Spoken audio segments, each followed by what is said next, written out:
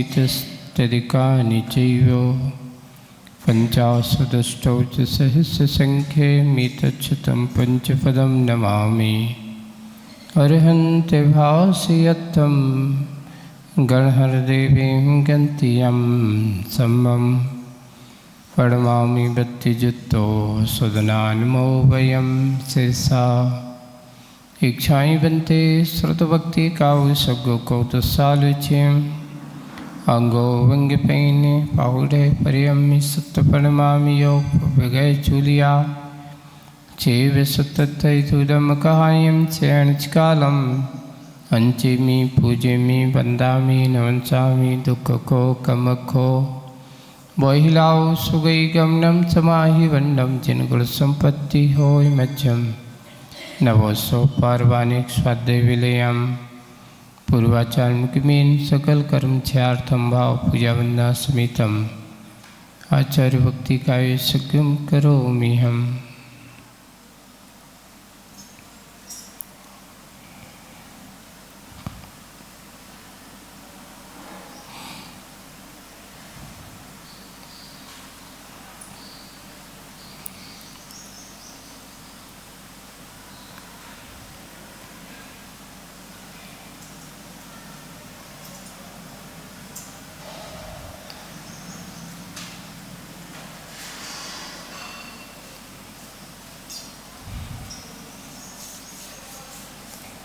सृजलधिपारिकेभ्यः सपरमति विभाविना पटुमतेभ्यः सुचरितपोनिधिभ्यो नमो गुरुभ्यो गुणगुणभ्यः। छत्तीस गुण समग्रे पंचविहाचार करण संदर्शे शिष्यानुग्रह कुशले धमारी ऐसया वंदे गुरुवती संजमीन तरंति संसाय सायरम घोरम छिन्नन्ति अट्टकम्बं जम्बं वर्णं न पावन्ति ये नित्यं व्रतमन्ते होमनिरता ध्यानाग्निहोत्राकुला षट्कर्मा विरतास्तपोधनधना साधुक्रिया साधवा शीलप्रावरणा गुणप्रहरणाश्चन्दार्कतेजोदिका मोक्षद्वार कपाट पाट नवटा पीनन्तु मां साधवा गुरुवा पान्तुनो नित्यं ज्ञानदर्शननायकः चारित्राणो गंभीरा मोक्षमार्गोपदेशका। इच्छाई बन्ते आयुर्भक्ति काउ सगो कौतसालुच्यं शमनान सुन्दरसंचरजुत्ताणं पंचवियाचानम आर्यानम आराध्य सदनानवदेशानम वज्रयानम तिरुगुलपालनरयानम सभ्यसाउडम चयनिचकालम अंचिमि पूजेमि वंदामि नमंसामि दुःखको कमखो बोइलाओ सुगैगमनम समाहि वंदम चिन्गुण संपत्ति होय मज्जम नमो वरिहंतारम नमो सिद्धाणं नमो आयर्याणं नमो वज्रायाणं नमो लोये सव्यसाहूणं। बोलो शासनिक भगवान महावीर स्वामी की मूलैक देवादिदेव 1008 श्री शंभुनाथ भगवान की परम पूज्य आचार्य गुरुवर श्री विद्यासागर जी महाराज की आचार्य श्री समय सागर जी महाराज की अहिंसा परमो धर्म की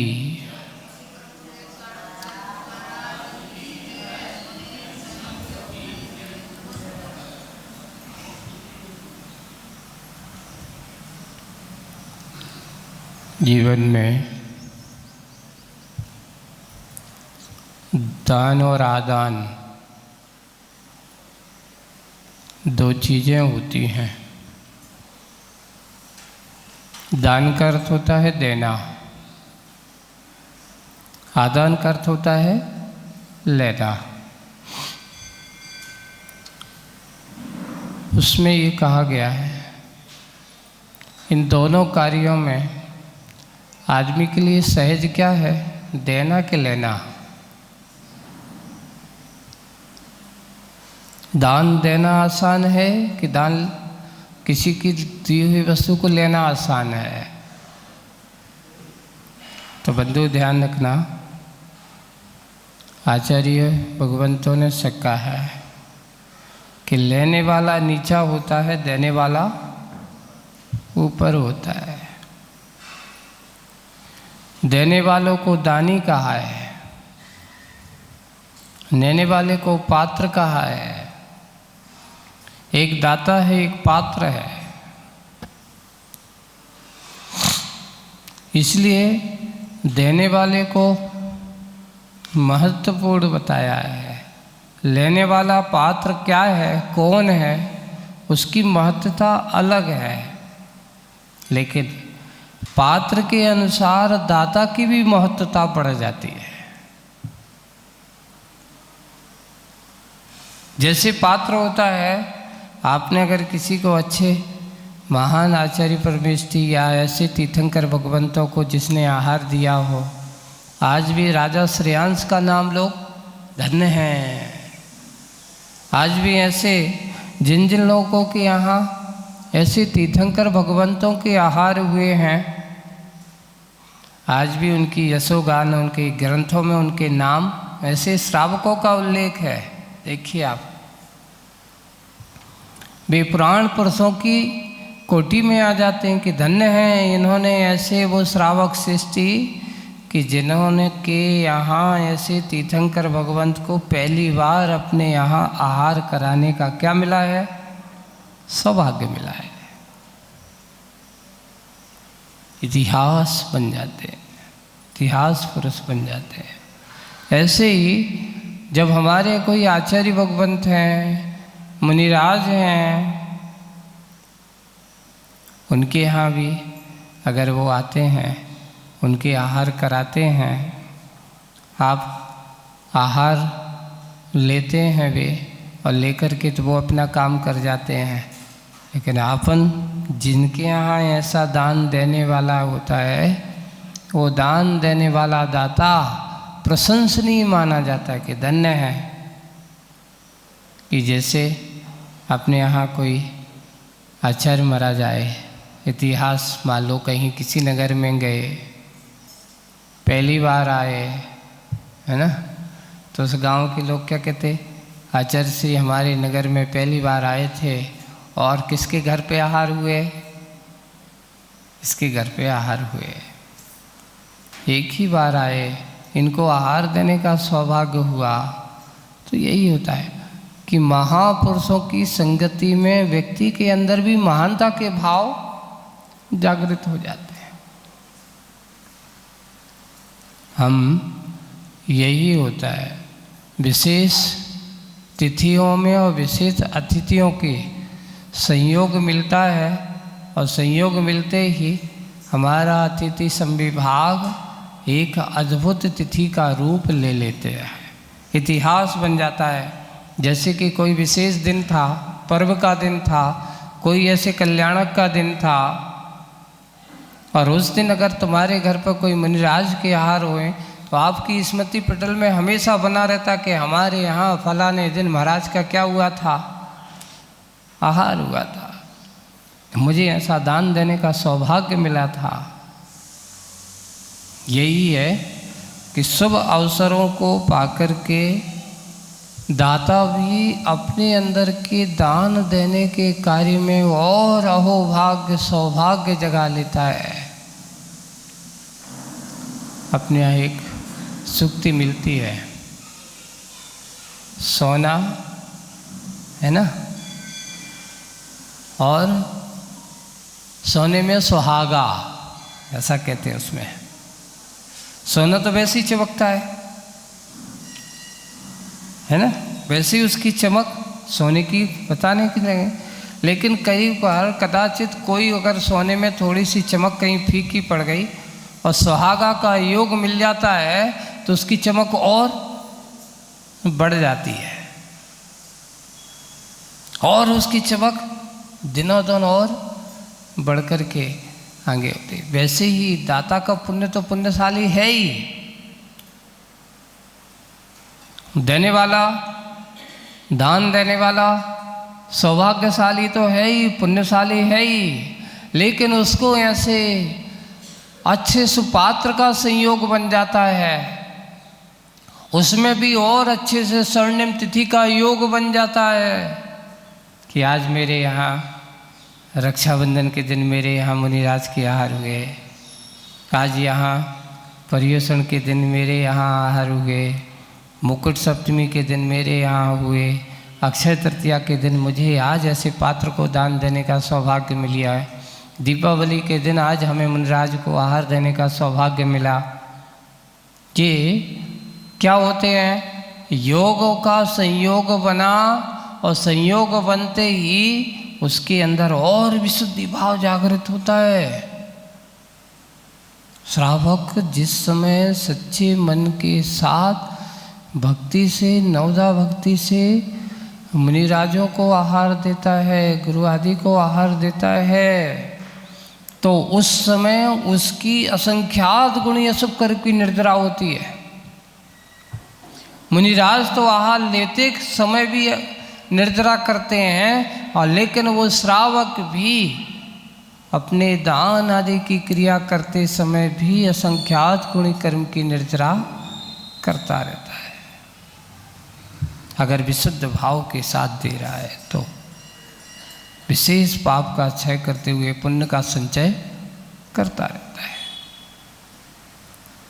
आज का ये जो विषय चल रहा है, विषय बनाया था कि पूत सफलीभूत बनाने के लिए, जीवन को दान का दूत बनाने, जिसमें नव नवीन भाव प्रसूत होता है, अच्छे अच्छे भावों के साथ, भक्ति भावों के साथ वह दान दे रहा है।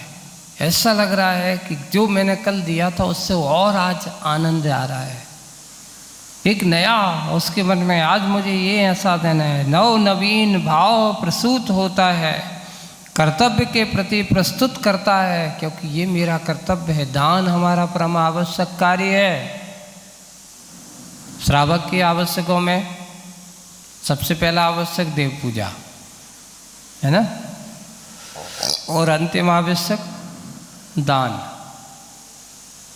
बीच में देव पूजा है, गुरु उपासना है, स्वाध्याय है, संयम है, तप है और फिर दान है। कितने आवश्यक हैं श्रावक के? 6 मुख्य रूप से। जो हमें पुण्य को बढ़ाने में निमित्त कारण हो वो तो हमारे हैं आवश्यक। जो हमें क्या करें? पुण्य को बढ़ाएं, हमारे पाप को क्षय करें, वो है हमारे आवश्यक। और जो आपके पाप को बढ़ाए, मूर्छा बढ़ाए, कसाय बढ़ाए, राग द्वेष कराए, वो आवश्यक नहीं, वो क्या हो गया? अनावश्यक हो गया। अब हो ये रहा है कि आज की संसारी आत्माओं की दृष्टि आवश्यकों में ज़्यादा है कि अनावश्यकों में ज़्यादा है? आवश्यक तो छोड़ देगा पर अनावश्यक नहीं छोड़ता। पाप कार्यों में बिल्कुल रचा है, परिग्रह में रचा पचा है, कसायों की प्रवृत्ति में रचा पटा है, और पाप कार्य में जब तक लगा हुआ है तब तक इसका आवश्यक कार्य संभव हो नहीं सकता। इसलिए लिखा है, सुबह से उठते ही श्रावकों को दुनिया के सारे काम धाम छोड़ करके पहले आवश्यक करने लगे। एक श्रावक अच्छे भक्ति भाव के साथ प्रातः काल उठ करके अगर भगवान की पूजन का एक कार्य अच्छे मन से करता है तो उसके उस पूजन में पूरे 6 आवश्यक कार्य पूरे हो सकते हैं। कैसे? आपको देखो, एक पूजन के कार्य में आपके 6 आवश्यक कैसे, आप कैसे बताता हूँ। आप सुबह से उठे, सबसे पहले आप गए, अच्छे नहा धो करके भगवान के श्री चरणों में पहुँचे, देव पूजा के लिए आप तत्पर हो रहे, अभिषेक आदि कर रहे हैं, अपने हाथ में अपना द्रव्य लिया है ना, अच्छी उत्तम द्रव्य को हाथ में लेकर के, बादाम है, अच्छी सुपारी है, अच्छी लौंग इलायची है, और अपने बढ़िया सुंदर चावल हैं, और उसको लेकर के आप पहुँचे हैं, शुद्ध जल से उसको आपने अच्छा सा उस द्रव्य को धोया, अपने द्रव्य को धोया, और धो करके भगवान के श्री चरणों में आप क्या कर रहे हो? अर्पित कर रहे हो, चढ़ा रहे हो। भगवान ये अर्घ्य आपके श्री चरणों में मेरा समर्पित है। क्यों? क्योंकि आप ये आश्रित द्रव्य मैं अपने अंदर के भावों को लेकर के जो बताया हूँ, जैसे जन्म जरा के लिए, संसार ताप के लिए, अक्षय पद प्राप्ति के लिए, कामबाण विनाश के लिए, सदारोग विनाश के लिए, मोह अंधकार के विनाश के लिए, कष्टकर्म के दहन के लिए, मोक्ष फल की प्राप्ति के लिए, ये आठों द्रव्यों का संयोग है। मैंने दुनिया की कामना नहीं की है। मैं आपके श्री चरणों में दुनिया के सुख की बात नहीं कर रहा हूँ, संसारिक सुख की बात नहीं कर रहा हूँ। मैं तो आपके चरणों में आया हूँ और अच्छे भक्ति भाव के साथ इस संसार की सारी परिस्थितियों से परे होकर के मैं अपनी आत्मा की स्थिति को पा जाऊँ। इसका पूजा का रहस्य ये है, पूजा का उद्देश्य यह है कि जो व्यक्ति भगवान की पूजन करता है तो उस पूजा का महत्व ये है कि पूजा का फल मैं चाहूँ निज पद में विश्राम। हे भगवान, मुझे परपद की अब इच्छा नहीं है। भगवान, मुझे पूजन का फल मिले तो मुझे सिर्फ एक ही अपनी आत्मा में विश्राम होवे, अपनी आत्मा का स्वरूप मुझे प्राप्त हो जाए। यही हमारी पूजन का उद्देश्य होता चाहिए। एक पूजन हम करते हैं तो सबसे पहले आवश्यक पूजन तो है ही देव पूजा, गुरु उपासती। सामने अगर आपके पास गुरु हैं तो और अच्छी बात है, नहीं है तो हमने परोक्ष में गुरु को स्मरण किया,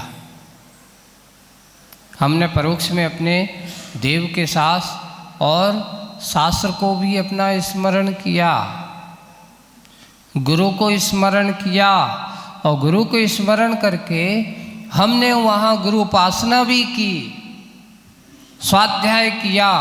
स्वाध्याय कैसे पूजन करते समय कैसे कर सकते हो आप बताओ? एक एक पंक्ति को आप पढ़ रहे हो। जिनवाणी में आपने कहा कि हे भगवान, अनादिकाल से जग में स्वामीन, जल से सुचिता को माना। इसके अर्थ को समझो। मैं अपने आप को, तन को जल से धोते धोते कितना समय बीती, रात तक ये शरीर पवित्र नहीं हुआ। पर भगवान, आपकी स्तुति, आपकी भक्ति मेरी आत्मा को पवित्र अवश्य करेगी। आपकी भक्ति मेरी आत्मा को पवित्र करेगी। आप ऐसा चिंतन करते हुए भगवान के चरणों में क्या डाल रहे हो? जल की धारा छोड़ रहे हो। आपका स्वाध्याय चल रहा है। हम स्वाध्याय भी पूजन करते समय होता है, अच्छे भाव के साथ अर्थ को समझते हुए जो कह रहा हूँ उसको कहो, अनुभूत करो, उसका चिंतन मनन करते हैं तो पूजन की पंक्ति को गुनगुनाते हुए उसके भाव के अर्थ को चलते हैं तो स्वाध्याय भी होता है। संयम कैसा होता है? देखो, संयम किसी का संयम होता है, दो प्रकार का संयम होता है, इंद्रिय संयम और प्राणी संयम। जिस समय हम भगवान की पूजन करते हैं, क्या उस समय आपको भोजन की याद आती है या किसी शत्रु मित्रता की याद आती है? किसी से राग द्वेष की कथा होती है?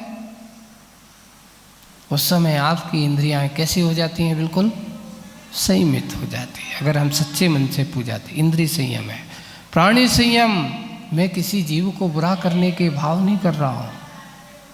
जिस समय हम भगवान की पूजन करते हैं, क्या किसी को मरने मारने के भाव मेरे मन में आते हैं? आपका प्राणी संयम भी होता है उस समय, तो संयम भी होता है। तब कैसे करोगे?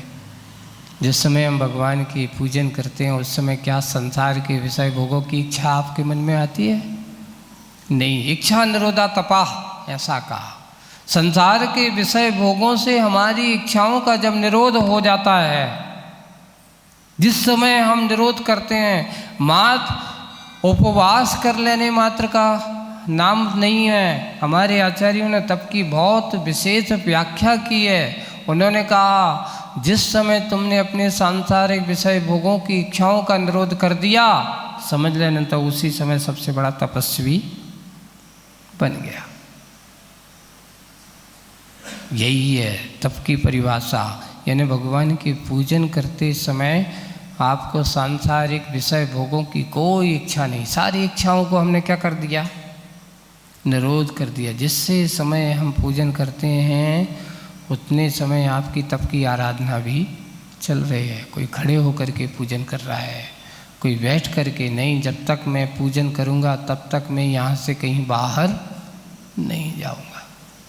एक और आप लोग पूजन करते हो, उसका बहुत सूक्ष्म अर्थ होता है। जो षष्ठी क्रिया वो करते हो ना तुम, षष्ठी पाठ, श्री मूल संग सुतित एक, जो वाला जो पाठ पढ़ते हो ना, है ना, ये षष्ठी लास्ट में क्या पढ़ दी, यदि विधि यज्ञ नायक प्रतिमाग्रहे परिपुष्पांजलि। मैं भगवान आपके समक्ष ये पुष्पांजलि संकल्प करता हूँ कि जब तक पूजन करूँगा तब तक मैं आपकी चरण सन्निधि को छोड़ के नहीं जाऊँगा। इति विधि यज्ञ नाय, यज्ञ यानी पूजा। इस विधि पूर्वक मैं पूजन करूँगा। परिपुष्पांजलि, इस संकल्प के पुष्प में क्षेपण कर रहा हूँ। अब तुम भाग नहीं सकते, क्योंकि मैंने नियम ले लिया है कि जब तक मैं पूजन करूँगा अब मैं कहीं नहीं जाऊँगा। ये प्रारंभिक भूमिका में तो वो पुष्प क्षेपण करके हमने संकल्प ले लिया। समझ लेना अब मुझे संसार की इच्छा सब कुछ छोड़ देना। अच्छे भक्ति भाव से जब तक पूजन नहीं हो जाए तब तक कहीं नहीं जाना। पूजन करते हैं और पूजन करते इस तप की आराधना भी हो जाती है ना। और तो कितने हो गए, देव पूजा हो गया, गुरु उपासना भी हो गई भाव के साथ, स्वाध्याय भी हमने अच्छे से उसका चिंतन करते हुए किया, स्वाध्याय भी होगा। संयम, प्राणी संयम और इंद्रिय संयम का हमारा बहुत अच्छे से पालन हुआ। तप भी हो गया, किसी कोई सांसारिक इच्छाओं की कोई कामना नहीं है, तप भी हो गया। अंत में रहा दान। अंत में क्या आया, दान।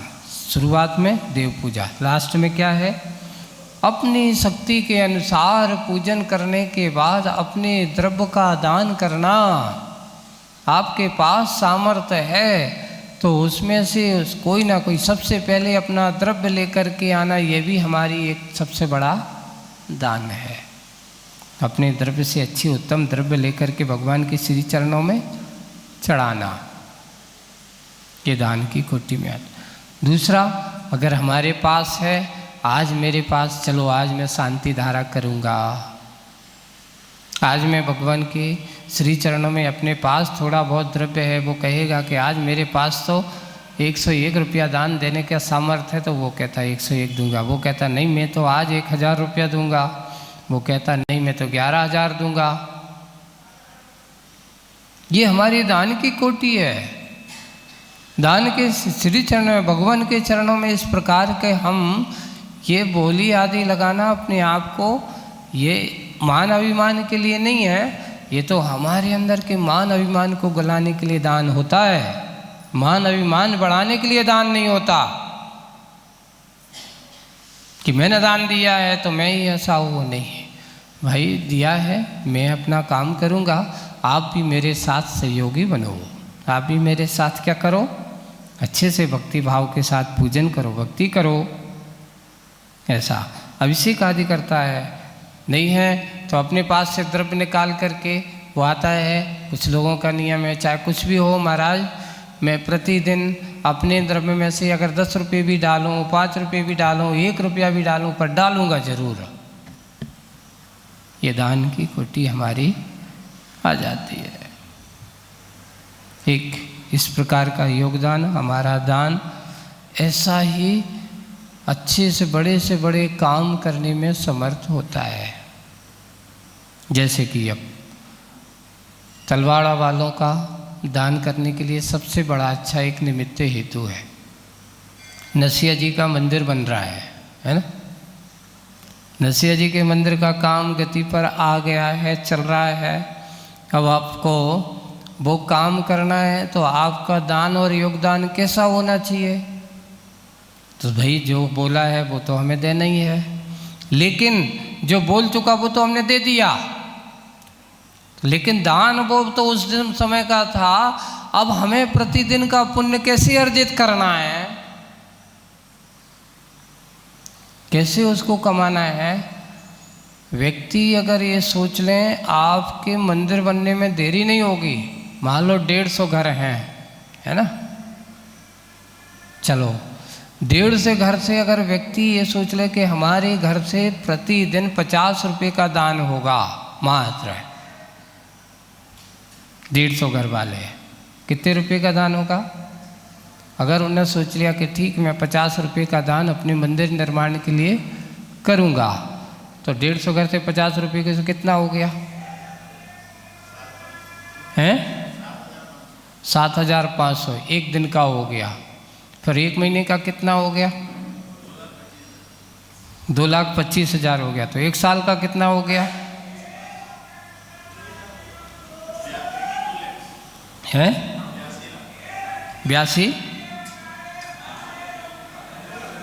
24 होगा, 24 लाख करीब।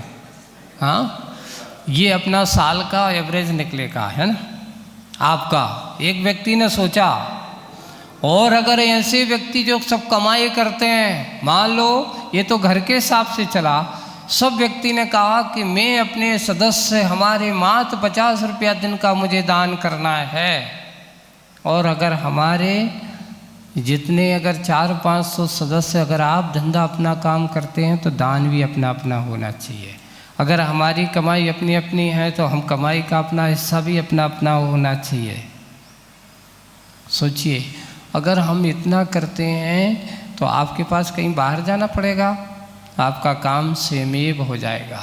जब मैं भोपाल चतुर्मास में था, भोपाल चतुर्मास में वहाँ योजना बनाई कि मात्र 100 रुपया के दिन के सदस्य बनिए आप। और उस समय योजना बना करके एक जैसे अपन ये रोज़ के वो करते हैं ना, वो जमा पैसे ऐसे कुछ लोग करते हैं, ऐसे ही दान का एक वो किया गया, खाता खोला गया। उन्होंने उस कार्य को किया। आज भी वो कार्य चल रहा होगा, चलता है कि नहीं चलता है, अब वो बात ये बात है कि महाराज के सामने तो चालू अच्छे जोश में होता है। अब उसके बाद हो रहा है कि नहीं हो रहा है। अभी पिछली बार हमने कहा था कि क्यों भाई चालू है? महाराज चालू तो है, लेकिन गति में थोड़ी सी क्या आ गई है। देने वाले तो कुछ तो दे रहे हैं, कुछ लोग जो थे 1 साल तक तो बहुत अच्छा चला और उससे अर्निंग हमारी बहुत अच्छी चली, करीब 500-700 सदस्य बन गए थे। अब भोपाल तो बड़ा है, 1000 सदस्य की ओर पहुंच गया था टारगेट। अब मैंने कहा अगर एक व्यक्ति 1000 व्यक्ति प्रतिदिन 100 रुपया अगर देता है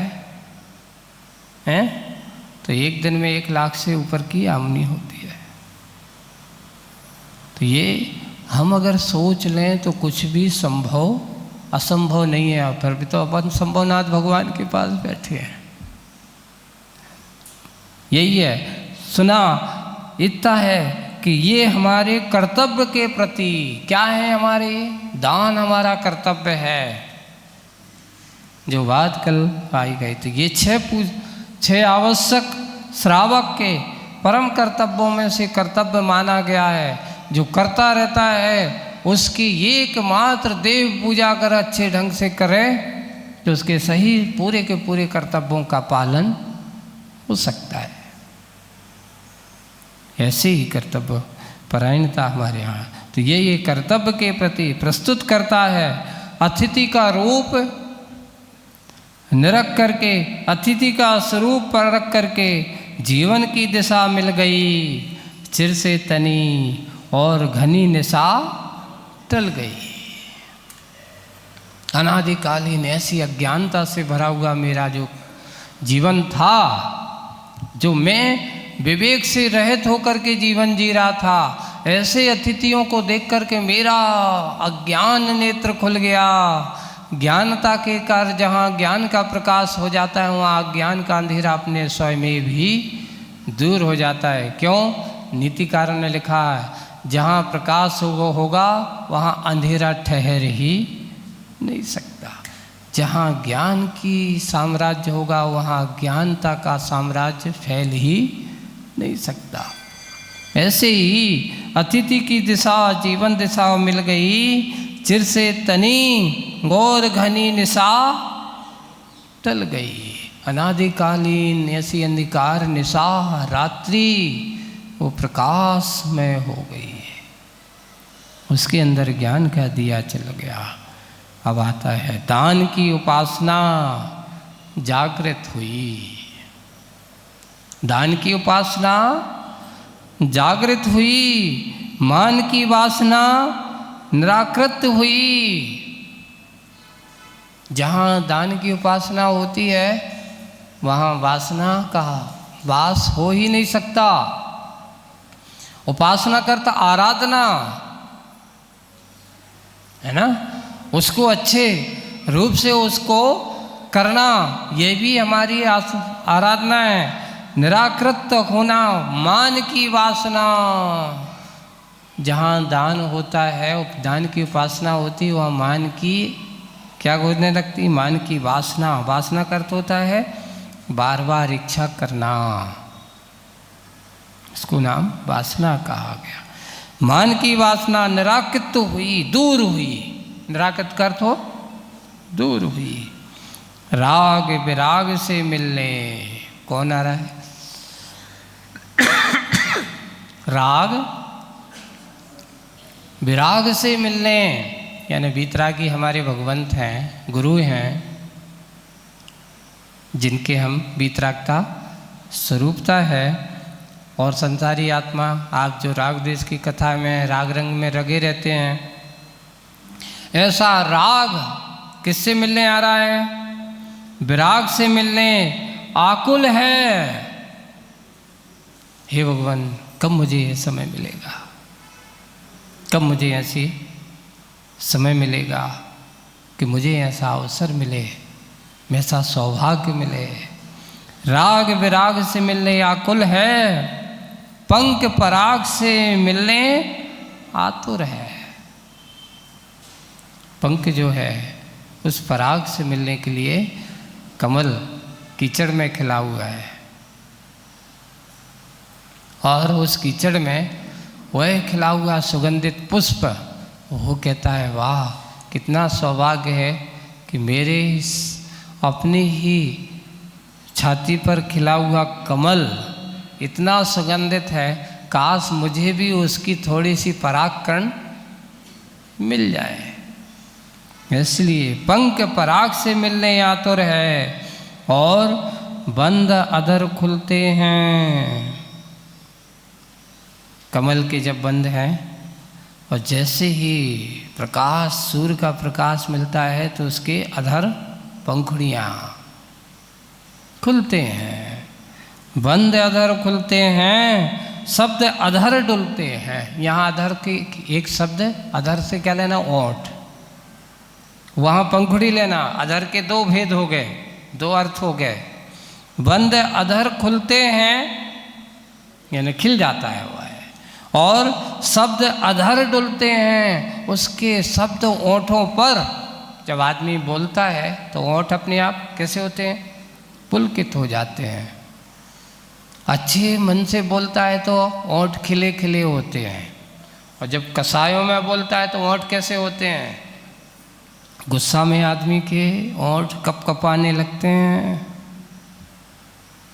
क्रोध से जब युक्त होता है तो उसके ओठ बता देते हैं कि भाई ये आदमी अभी क्या है, अभी यापे में नहीं है।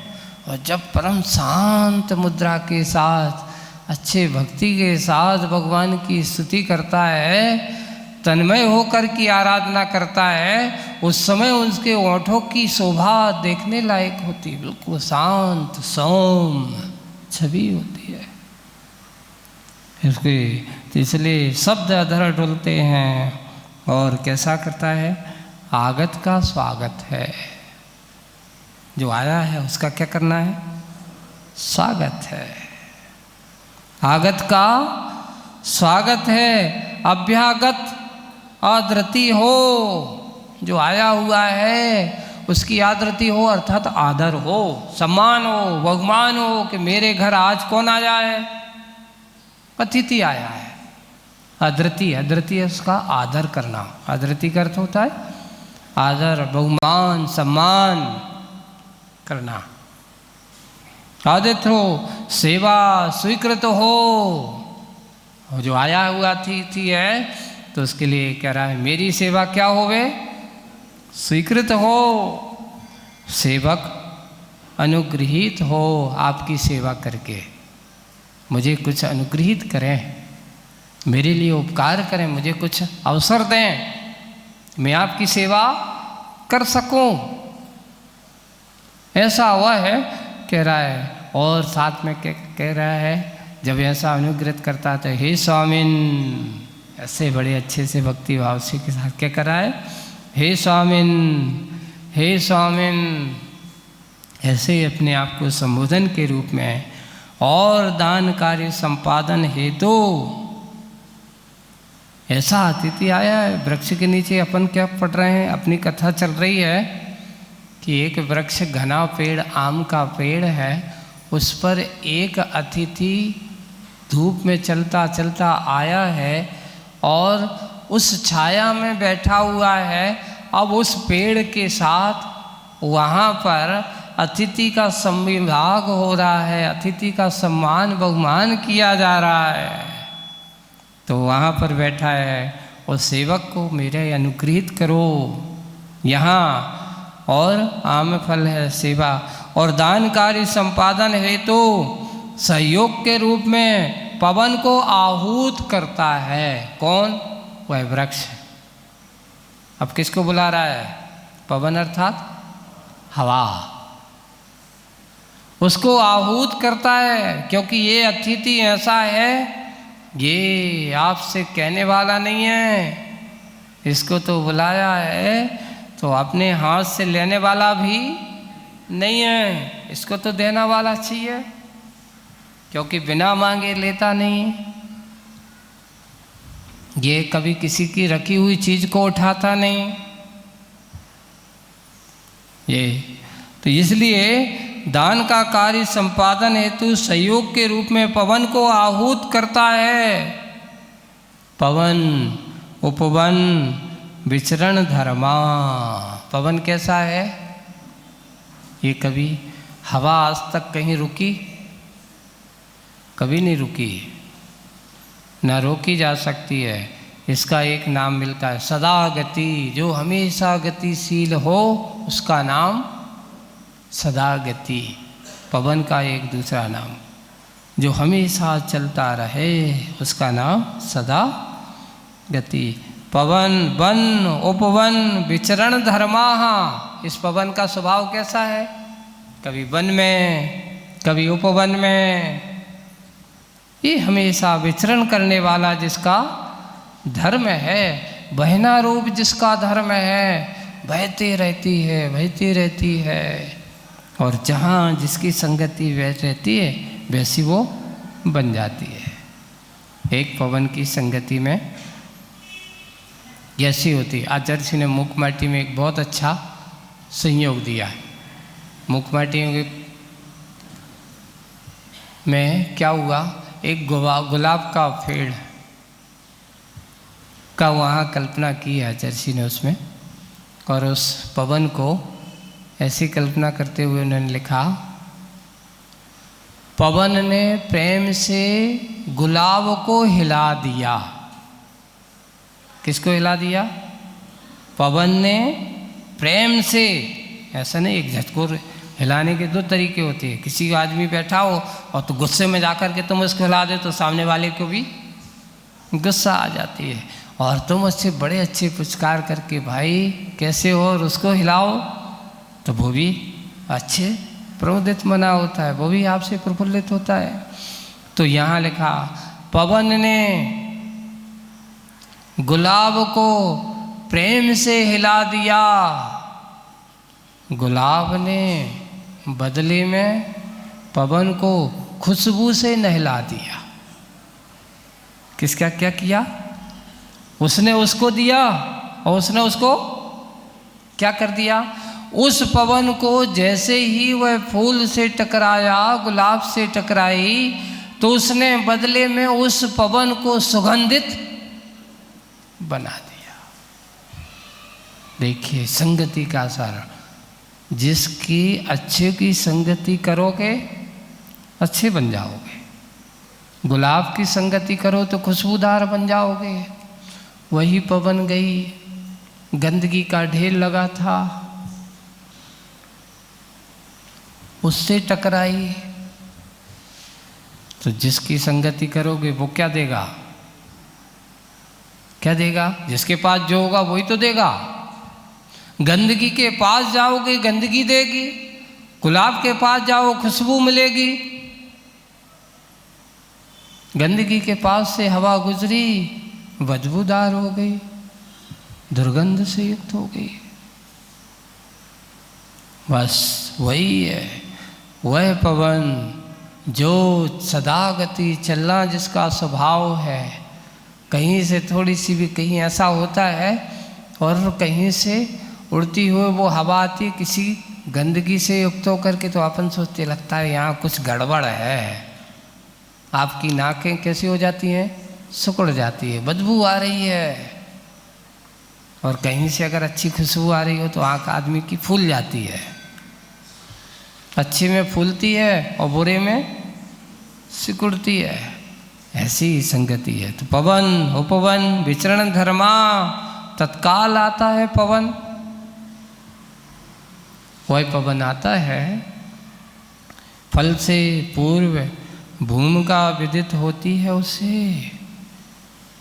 फल से पूर्व भूमिका विदित होती है उसे कि हे पिता। पिता का अर्थ कौन? तो कहते हैं वृक्ष को और इंगित करता है, क्योंकि जो जन्म देने वाला है। जन्म देने वाला कौन? फल को जन्म देने वाला कौन? वृक्ष है। तो वृक्ष फल का कौन हो गया? जनक, पिता। तो यहाँ वह फल कह रहा है ये पिता हैं, वृक्ष की ओर इंगित करता है। इनका पित्त कुपित है। ये बहुत नाराज है कि देखो मेरे घर पर अतिथि आया है, कोई उसका स्वागत सम्मान नहीं कर रहा है। उनका वो कहता है, फल कह रहा है पवन से, इनका पित्त कुपित है, तभी मुझ पर कुपित है। तभी मुझ पर भी तो मेरे होकर के भी उतना काम नहीं कर पा रहे हो, अतिथि का सम्मान नहीं कर पा रहे हो, है ना। तभी मुझ पर कुपित है। आंगन में अतिथि खड़े हैं। आंगन में कौन खड़े हैं? अतिथि खड़े हैं और ये अपनी धुन पर अड़े हैं। उन्हें कोई मतलब नहीं, बैठा है शांति से, अपने आप में लीन है। मिले तो ठीक, ना मिले तो भी ठीक। ये है अतिथि का स्वभाव। लाभ में भी खुशी और अलाभ में भी खुशी, जो भी होगा उसके लिए। इसलिए आंगन में अतिथि खड़े हैं, वे अपनी धुन पर अड़े हैं। स्वयं दान देते नहीं और देते नहीं, और स्वयं तो दान देते नहीं और देते नहीं। मान प्रबल है इनका, ज्ञान समल है इनका। मेरे प्रति मोह है, पर के प्रति द्रोह है। क्या पूत को कपूत बनाना चाहते हैं ये? क्या पूत को कपूत बनाना चाहते हैं ये?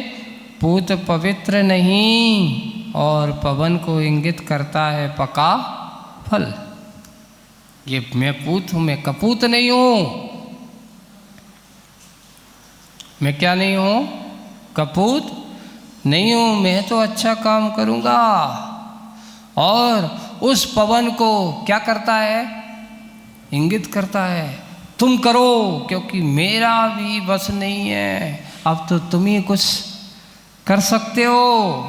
और पवन को इंगित करता है, पका फल, मैं बंधन तोड़ना चाहता हूँ, मैं पक गया हूँ और क्या होना चाहता हूँ?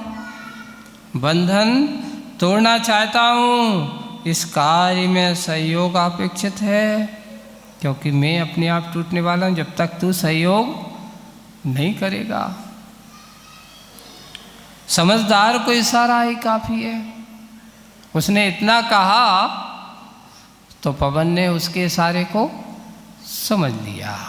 सूक्ति चरितार्थ होती है, समझदार को इशारा ही काफ़ी है। यह सूक्ति चरितार्थ हुई और पवन ने एक हल्का सा झोंका दे दिया। पवन ने एक हल्का सा झोंका दे दिया। प्रकारांतर से वृक्ष को धोखा दे दिया। किसको दे दिया? वृक्ष को धोखा दे दिया। हल्का सा झोंका दे दिया। प्रकारांत से वृक्ष को भी धोखा दे दिया। रसाल फल,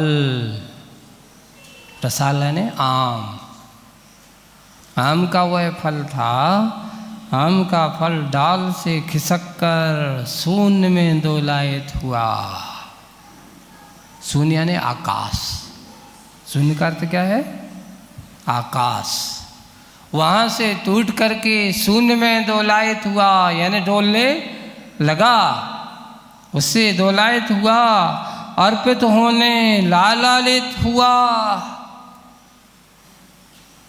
किसको अर्पित होने? अतिथि आया है आंगन में, उसको जाना चाहिए।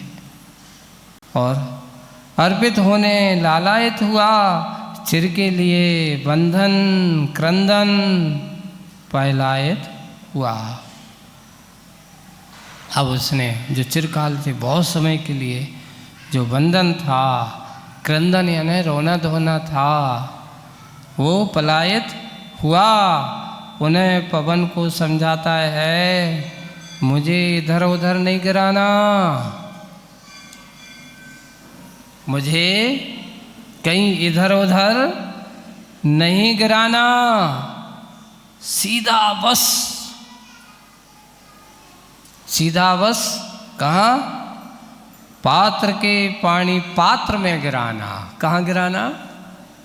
पात्र के पानी पात्र में गिराना। ऐसा वह कामना। देखो कविताओं में कभी भी आप लोग सोचते हैं कि क्या क्या सोचते हैं, कैसे कैसे दान की प्रक्रिया है। एक आम के फल को कितनी अच्छी मनी भावनाओं का भाव सहयोग किया कि हे भगवान, मेरा अगर सौभाग्य है कि मेरे कमाए से हुआ, मैंने जो धन अर्जित किया है उस धन से पुनर्जित इतना सौभाग्य, इतना अहोभाग्य कि मेरा दान किसी मुनिराज को आहार दान का कारण बन जाए। मेरा ये धन पैसा, मेरा ये पुरुषार्थ समीचीन पात्र को दान का कारण बन जाए। इसलिए मेरा ये का पुरुषार्थ सार्थक होगा, मेरा ये कर्म सार्थक होगा। मुझे कुछ नहीं चाहिए, मुझे तो आज अतिथि का अतिथि संविभाग करने का सौभाग्य चाहिए। और उसने सोच लिया और कहता है कि तू एक काम करना, इधर उधर नहीं गिराना, बस सीधे पानी पात्र के पानी पात्र में गिराना। और एक झोंके देने पर डाल के गाल पर, एक झोंका कहाँ दिया? डाल के गाल पर। और फल कर में आकर पात्र के अर्पित होता है। कहाँ गिर गया? जो बैठा था उसके हाथ में आकर के फल गिर गया। अर्थात फल का नियम वो उसका जो पात्र का था कि अगर मेरे हाथ में आएगा तो मैं लूँगा, बाकी रखा हुआ गिरा हुआ ऐसा है वो मैं लेने वाला नहीं हूँ। उसके हाथ में आया हुआ द्रव्य लेकर के पात्र भी आनंदित है, दाता भी आनंदित है, दोनों आनंद से भर जाते हैं। कितना होता है। अपने यहाँ एक वृत्ति कही है, भ्रमरी वृत्ति, हमने एक दिन वैसे बताया था। भ्रामरी वृत्ति क्या होती? भ्रामरी वृत्ति जो होती है उसके बारे में, जैसे मुनिराजों को भौरा है, कमल के पेड़ पर जाता है या फूल पर जाकर के बैठता है, तो कमल के पेड़ पर भौरा जैसे ही बैठता है और उसके पराग कर का आस्वादन करता है, उसको चखता है, तो सबसे पहले उसकी तृप्ति भौरे की तो होती है। उसका भी काम, चलो आज अच्छे से अपन को क्या हो गया, जो ज़रूरत थी वो मुझे मिल गया, अब अच्छे से निश्चिंत हो कर के बैठ कर के मैं क्या कर सकता हूँ, धर्म ध्यान कर सकता हूँ। वैसे ही मुनिराजों के लिए कहा, उनकी वृत्ति कैसी होती? ब्राह्मी वृत्ति। ब्राह्मी वृत्ति यानी भौरे की तरह जिनकी वृत्ति हो उसका नाम ब्राह्मी वृत्ति है। जाते हैं, कमल को भी आनंद होता है, तो श्रावक, मुनिराज श्रावक दोनों का संयोग बनता है। तो मुनिराज क्या है? भौरे के समान है। श्रावक क्या है? कमल के समान है। एक कमल है और एक भौरा है। ऐसा क्यों? ब्राह्मी वृत्ति क्या? तो बोले कि देखो, गृहस्थ जो होते हैं कमल की जगह एक जगह स्थिर रहते हैं। तुम लोग घर बार छोड़ करके थोड़ी जावे बारे हो। अब आप लोग जाइए जहाँ भी जाते, महाराज हमारे गांव कब आओगे? तो महाराज जी कहते तुम्हारे गांव कहाँ है? तुम हमारे गांव कब आओगे? क्यों? क्योंकि उनका कोई गांव है ही नहीं। भौरा का कहीं एक स्थान निश्चित नहीं है। आज इस डाल पर है तो कल किस डाल पर है। भौरा विचरण करता रहता है, चलता फिरता है। इसलिए साधु को भ्रमरे की समान का उसकी वृत्ति है। आज यहाँ लिया, यहाँ से लेकर के आए, वो भी आनंदित हो जाता है जिसके यहाँ जाते हैं। लिया, अपने आप को संतुष्ट किया। मुनिराज भी गए, उनके यहाँ से लिया और लेकर के आ गए, अपने आप को तृप्ति का अनुभव करते हैं। दाता भी सोचता है कि आज तो मैं अहोभाग्य है।